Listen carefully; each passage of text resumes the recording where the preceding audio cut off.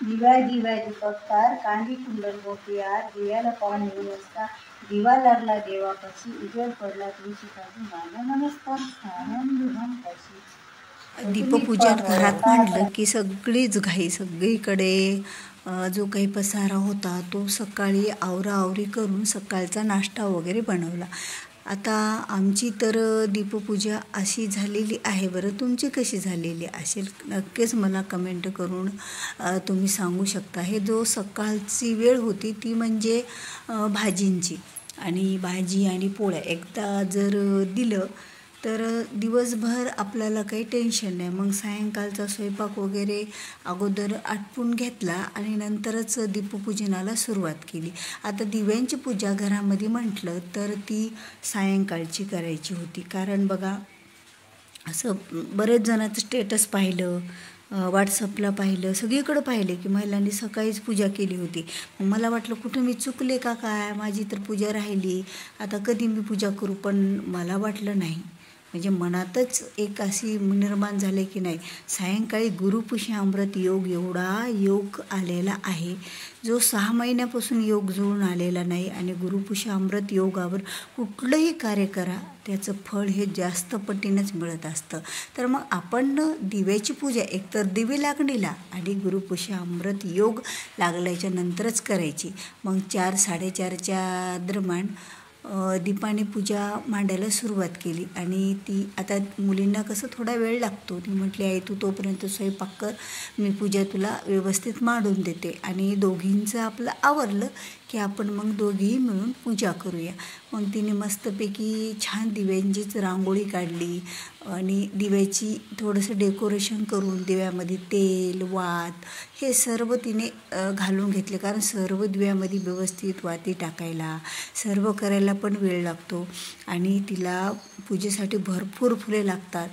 तर साहेबांना फोन करून तिने फुले सांगितले आणि खरंच साहेबांनी आणखीन जास्त फुले आणून दिले. आता तर काही बघायचं कामच नाही, कारण मग दीपानी पण खूप छान तयार झाली पूजा करण्यासाठी. आणि तिला दिव्यांचा जसा कलर आज उजळतो म्हणे मम्मी मी पण आज पिवळी साडी घालते. तिने पिवळी साडी घालून छानपैकी तयार झाली आणि दिवे लावायला सुरुवात केली. मग वाजले होते 5:30 5:45च्या वेळेला आम्ही दिवे लागणीला सुरुवात केली.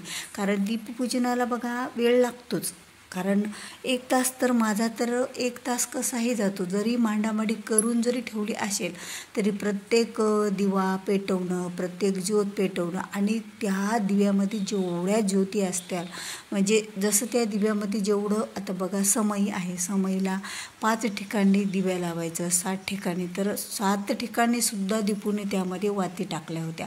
मग त्या सर्व लावायला, आणि बघा दिव्याला दिव्या जवळ असतो ना की लावायला गेलं की थोडं पोळतंच बघा आपल्याला, पण एक आनंद. आणि दिवे लागण्याच्या नंतर जी रोषणाई होते सर्व दिवे लावल्यानं, तर खरंच खूप प्रसन्न वाटतं. आणि सायंकाळची वेळ होती त्यामुळे थोडा अंधार उजेड जसा प्रदोष काळामध्ये असतो ना, तर तो उजेड अंधार पण पडला आणि त्यामध्ये आम्ही दिवे लावायला सुरुवात केली. आणि सर्व दिवे ज्यावेळेला लावून झाले त्यावेळेला दिव्यांचं मंत्र स्तोत्र पण पठण केलं हात जोडून. कारण बघा दिव्यांना पूजा झाली पण कुठलीही पूजा शिवाय मंत्रस्तोत्र पठणाशिवाय पूर्ण होतच नाही.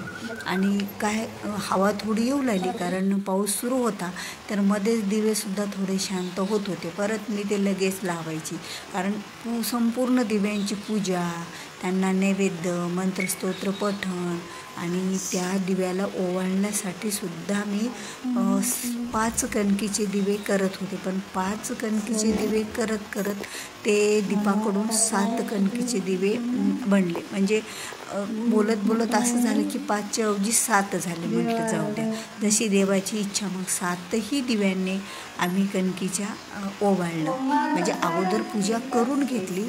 आणि बघा पूजेला आघाडीकेना खरंच फार महत्त्वाचा असतो आणि दुर्वा पण, कारण त्यांच्याशिवाय दिव्याची पूजा पण होत नसते.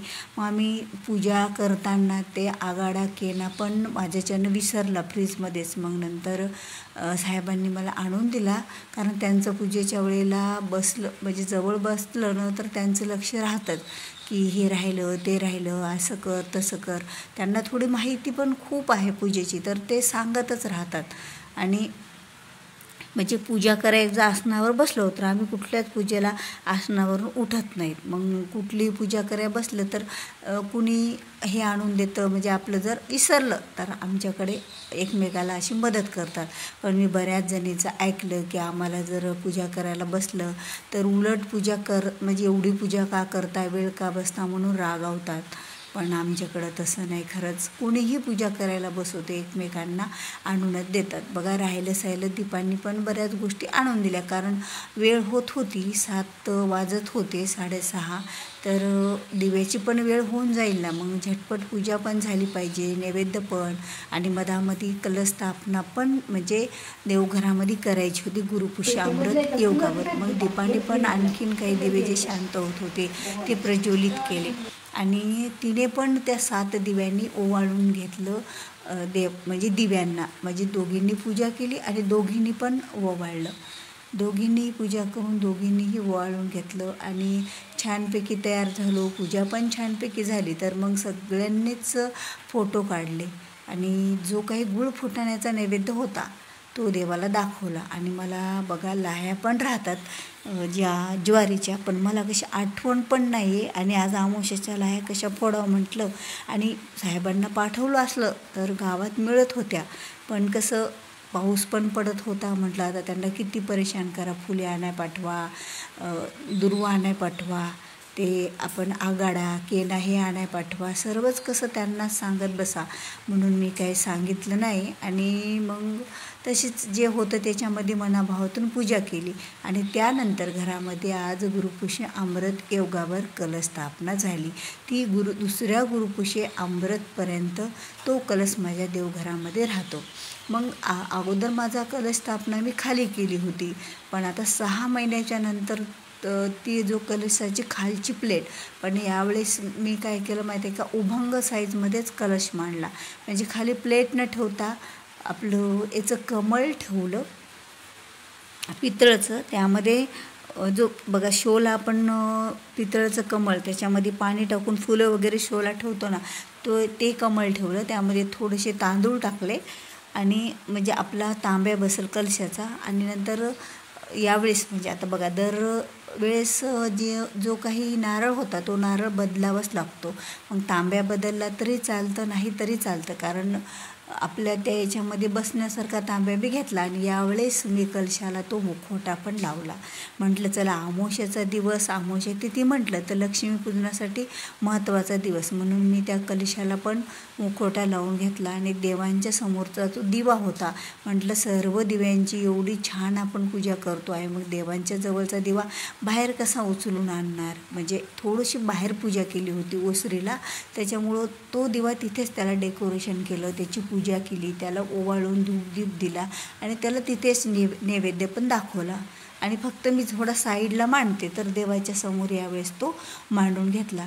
आणि माता लक्ष्मीचे सुद्धा खूप उठावदार, कारण दीपपूजन आणि कलशस्थापना, त्यामुळे सायंकाळची वेळ आणि दीपपूजनाची ती वेळ खरंच एवढं प्रसन्न वाटत होतं. दीपाली तर म्हणत होती आई दीपावलीच आहे जणू काही आपल्या घरी, असं वाटतं. त्यांना नैवेद्य पण दाखवून घेतला, म्हणजे दीपांनी तर ओवाळलं होतं, मग मी पण ओवाळून घेतलं 5 दिव्यांनी. आणि नंतर देवांना नैवेद्य दाखवला, जसं की गूळ फुटाणे, आणि त्यासोबत आजचा जो स्वयंपाक असतो तो शेतात अगोदर दिला काढून पाऊस येत होता. आणि नंतर देवांना पण, आणि ज्या वेळेला आपण ओवाळलेला दिवा खाली ठेवतो ना, तो पण पाणी फिरूनच ठेवायला पाहिजे, तसा नाही ठेवायला पाहिजे. अशा रीतीने छानपैकी लगे आमचं दीपपूजन साजरं झालं. तुम्हाला आवडलं असेल तर लाईक करा, शेअर करा, आणि चॅनलवर नवीन असेल तर सबस्क्राईब करा. भेटूया पुन्हा अशाच एका नवीन व्हिडिओसोबत.